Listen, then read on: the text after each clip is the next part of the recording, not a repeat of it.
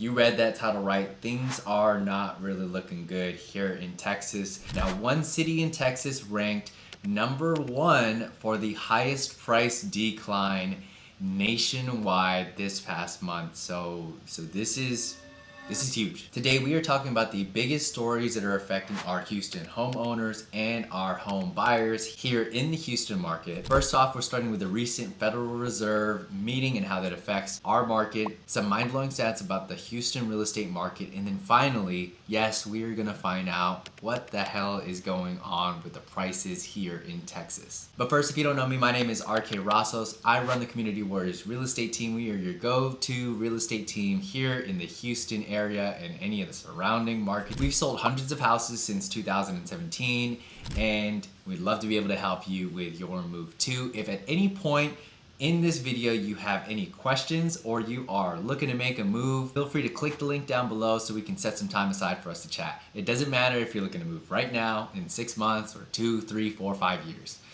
Just hit me up. So first, let's talk about the Fed's recent meeting. Now, I'm gonna jump around here. I've got a couple of points that I want to hit, so don't mind me. It's pretty boring. Which came out this morning.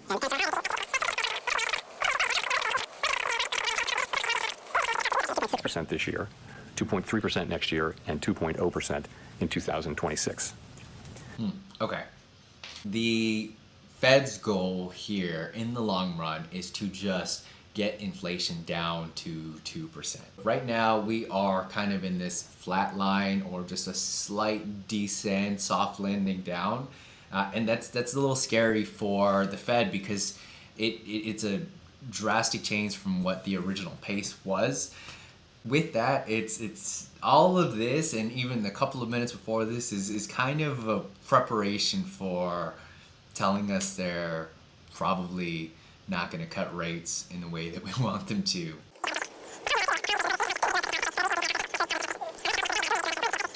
In support of these goals, the committee decided at today's meeting to maintain the target range for the federal funds rate at 5.25% to 5.5%, and to continue reducing our securities holdings. Okay, no rate cuts are happening right now, and maybe not for a while. We need to see more good data to bolster our confidence that inflation is moving sustainably toward 2%.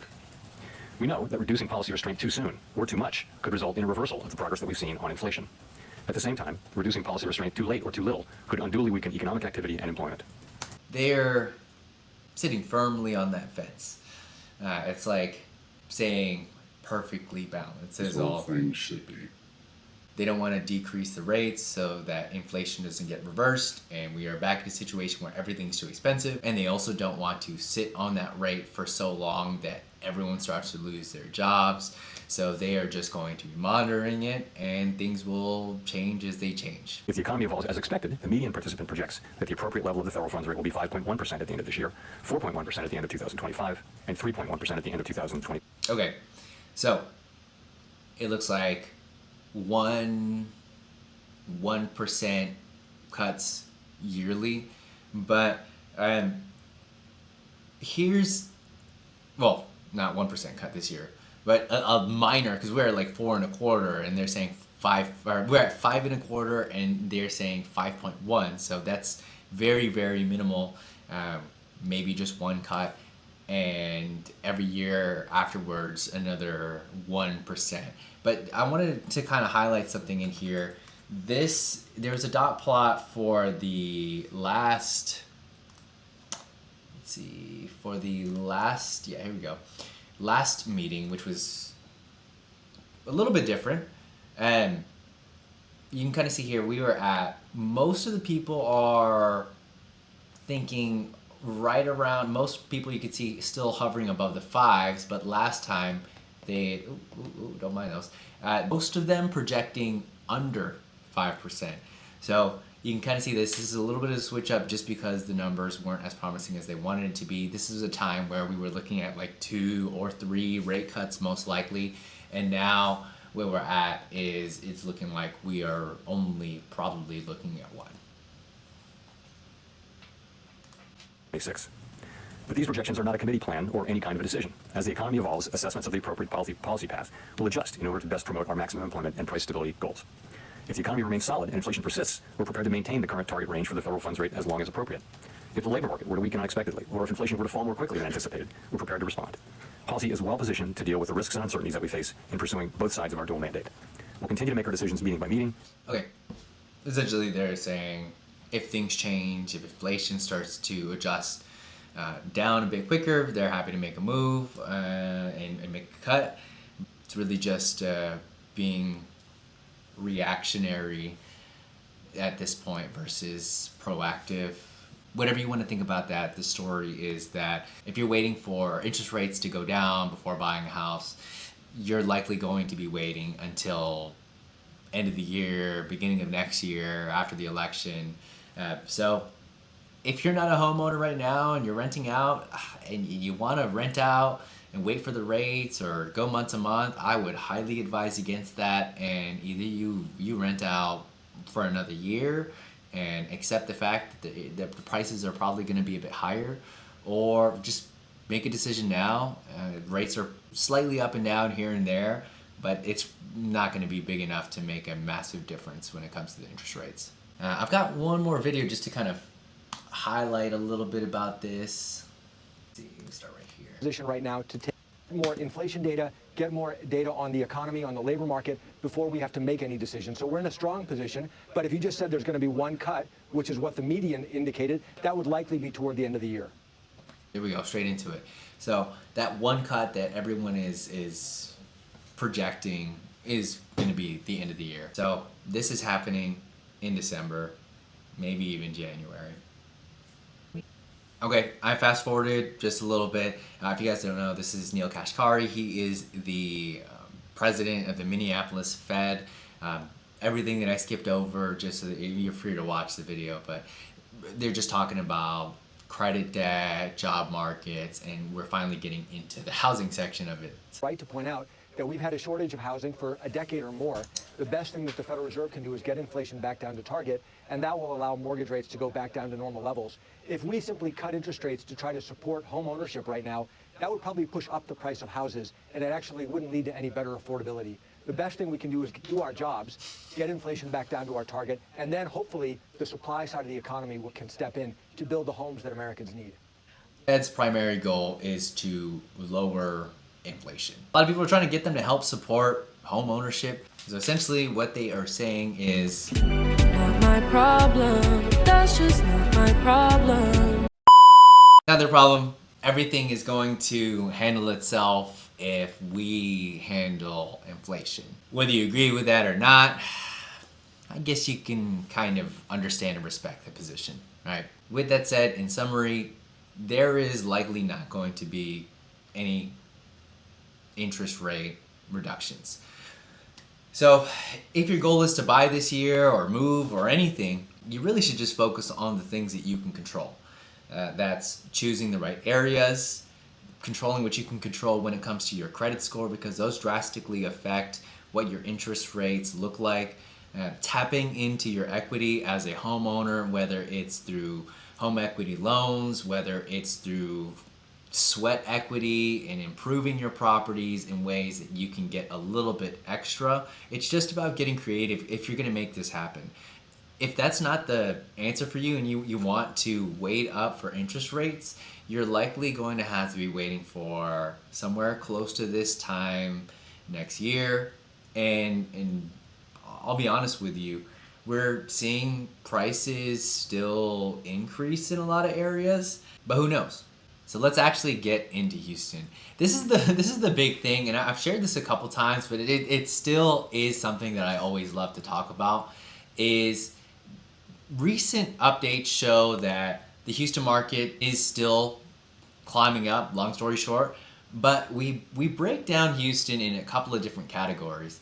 And man, the luxury market is exploding here in Houston. You could see 1 million and above houses have increased in sales 10%. And then that's followed by houses that are 500 to 999K by 7%. And then this is where it just kind of completely forks off, right? So houses 500K and up, going crazy. But when you look at any of the houses that are 500K and under, they account for a bulk of our market shifting. So you'll see here 250 to 500 down 2%, 150 to 250 down 1.2%, 100 to 150 down 10%. So there's two things that this could mean. So the first thing is that Houston overall is probably not as affordable anymore. A lot less houses in this range are selling. But also number two is that I've talked about this before, that the upper middle and the wealthy are still thriving. So there's still a lot of people thriving in our market. There's a lot of people thriving just in general, people that have lived here, because we are dominated by two main sectors. That's energy as a whole and medical. And these are still resilient and doing well across the board. Number two is that we are a market that people are still migrating to. Texas still, through all of this, is still leading the way across a lot of charts about places to move to. So with that influx, there's people from other areas where they are able to buy in the 500K plus range. Anecdotally, I could tell you, we have a lot of our clients that are pumping the brakes. Our clients that are buying from like the 200 to 450, pumping the brakes for a number of reasons. I mean, I won't go into the exact specifics and give you names, but we've got clients that have gotten laid off. We've gotten clients where their credit drastically changes, that they drop down under 600 and their interest rates come up dramatically from that. We've got people dipping into emergency funds. It's a ton of stuff, and I will tell you, it's mostly our clients that are in this kind of average median range. We've got a lot of clients that are in the 500K plus range, where it's not that these aren't issues at all. It's that there's just a lot of other alternative. There's like oh hey, I need to refinance this, or let me just pull from my 401, or let me move a couple of things around. So there's just a lot more avenues that they can make these moves happen, whereas the people that are first-time homeowners or selling their starter homes and moving into something still around that range, that it's tougher for them. And another thing that I wanted to share is we are officially out of a seller's market. And what do I mean by that? The inventory is officially hit 4 months of inventory. And months of inventory is just essentially, how many months of inventory we have if no more houses go in the market, and it'll take 4 months to dry up. That's what they're saying. And this is the highest inventory that we've had since, let me see if I have it here. I think the highest inventory we've had since 2019. Yes, this is the highest inventory we've had since pre-pandemic August 2019, which was 4.1 months. So we are in a place that things are more balanced. Could be a much better sign. Personally, I like it when things are much more balanced. Sellers market, yes, prices go crazy high, but the sellers themselves end up having to buy houses most likely. So overall, a heavy seller's market or a heavy buyer's market is just not good. So I like that we are in this finally non-seller's market according to the National Association of Realtors, which is 4 months to 6 months. And let's talk about a couple of leading indicators that I always like to get into. First thing, I want to highlight the amount of listings that we have in today's market. So this past month, we had nearly 10,000 more houses. So that's 28,481 compared to 19,397. So nearly 10K. You can kind of see here that there is not a very big shift in the amount of pending properties. So it looks like we're in a trend where it's pretty flat for the amount of houses that are selling. So the demand has been the same, but the need and urgency to sell has increased. So we're starting to see the supply come back up, and who knows? I mean, we're not really heading towards a gigantic correction, but I can tell you right here, just seeing this, and I'll give you an anecdotal story. We've got a client, they are selling their house at a time we had projected it to be around 575 to around 600 is what we would sell it for. And when it came time, I would say the past month, we had maybe 3 or 4 houses we were competing against when we were getting it ready to hit the market. And then all of a sudden, in May, when we hit the market, boom, boom, boom. I think they had like 14 other houses all around the same, all 4 bedrooms that were really nicely updated and just listed right around that range. So it got competitive and we had to make some adjustments on the pricing. So what we originally thought would have sold for $575 ended up moving. I think we're under contract for $555 right now. And we are going to be closing in the next 2 weeks here.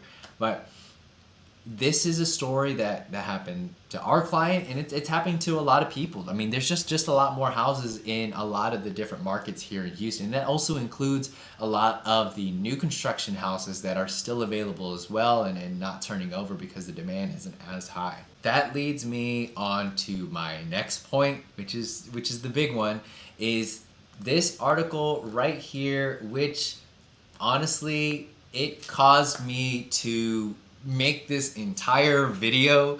Is that I saw this article from Redfin that home prices are falling in 3 Texas metros and Portland. We don't care about Portland, they're over there. But 3 Texas metros. So this was huge. I saw this and I was about to freak out.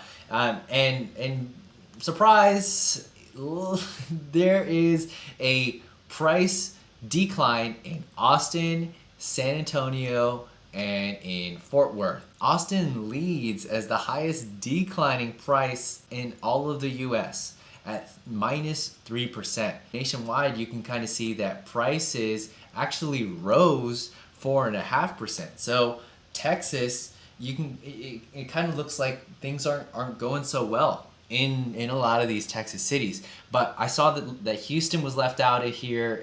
I mean, there's nothing said about Houston, so diving into the prices here, we actually had month over month an increase of 3.6%. And actually finding this out too, that increase marked an all-time high in prices, topping the record of the hottest year that real estate ever had of 2022. So we had the highest price ever in a time where Austin, San Antonio, and Fort Worth leads the major metro markets in the biggest price declines.